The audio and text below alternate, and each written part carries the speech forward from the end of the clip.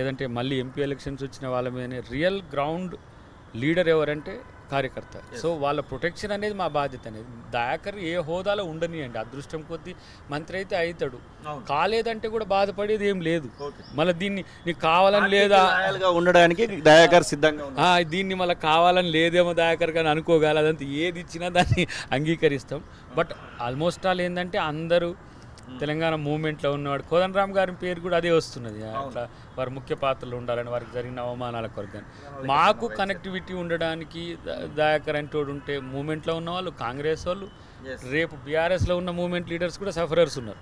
So అల్టిమేట్గా ప్రజలు వాళ్ళు కాంగ్రెస్ ప్రజల, బీఆర్ఎస్ ప్రజల, బీజేపీ ప్రజలు అనే దానికంటే దాని వైపు ఉండడానికి ఒక ప్రజా గొంతుకగా ఉన్నాం కాబట్టి కోరుకోవడంలో నష్టం లేదు. నేను కూడా ఇస్తే నేనేం కాదను, నువ్వు ఇస్తా అంటే నేను వద్దనేది లేదు, కానీ మంచిగానే అద్దంకి దయాకర్ నేను అని అనిపించే అవకాశం ఉందని నేను అనుకుంటున్నాను. All the best.